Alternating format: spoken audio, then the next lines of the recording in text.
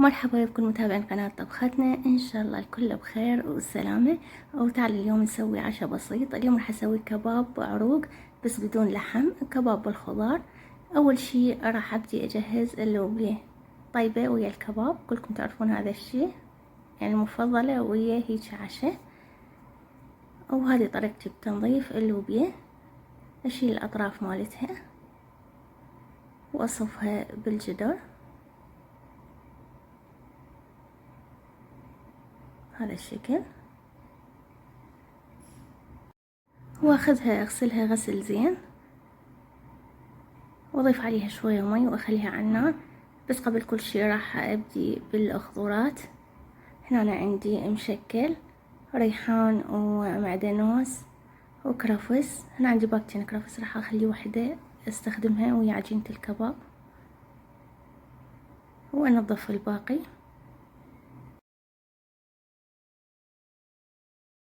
وطيب الريحان ويا الكباب العروق، خاصة هذا موسمه. معدنوس،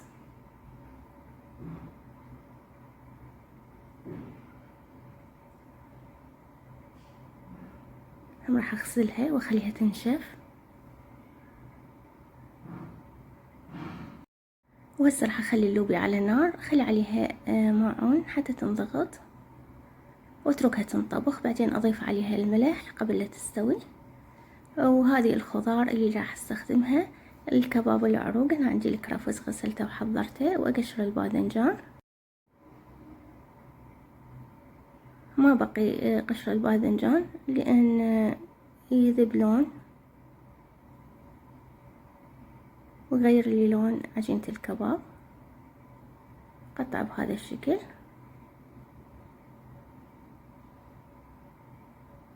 راح اكمل كل الخضار، اقشرها واحضرها وارجع لكم.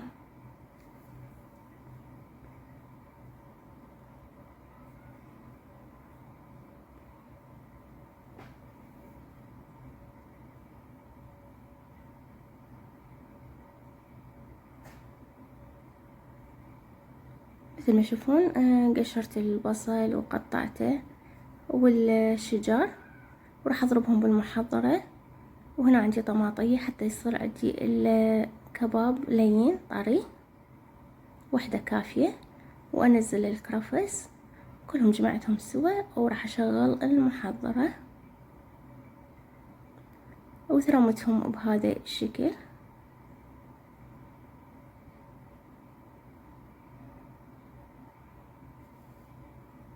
اضيف كوب طحين، واضيف ملعقة كاري وملح. طبعا الملح حسب رغبتكم، حسب كمية عجينة الكباب اللي راح تسووها. واعجنها بدون ما اضيف مي.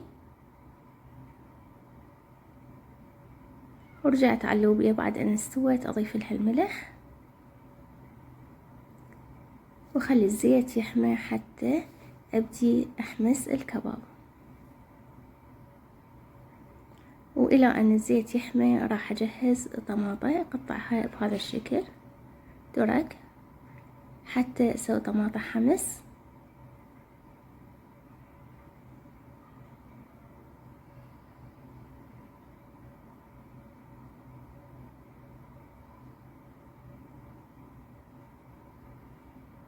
ضروري الزيت يحمى، ويلا ابدي اقلي وانزل عجينة الكباب. هنا الوجبة الاولى، شكلوها بالطريقة اللي تناسبكم.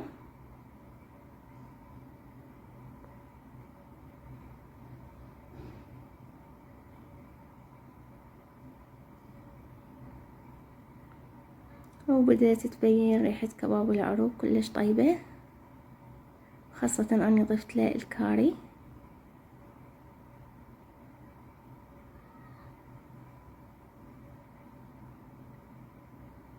طبعا هذه الأكلة تناسب النباتيين،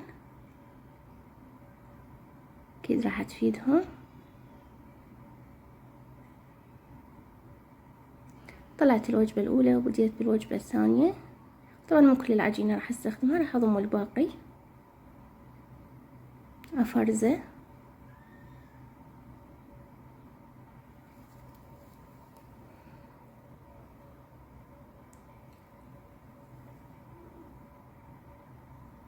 وهذا شكل الكباب، كباب العروق، ريحة وطعم كلش طيب. هنا عندي الطماطة بديت أحمسها، أضيف لها شوية ملح وخليها تلشع بالطاوة بهذا الشكل. وهنا أنا جهزت الصينية، خير من الله ويا رب يديم النعمة. وهذا شكل عشانا اليوم، وسهمكم العافية. أتمنى عجبكم الفيديو اليوم، ولا تنسوني من اللايك والاشتراك بالقناة وتفعيل الجرس، أكون ممنونة منكم. تحياتي.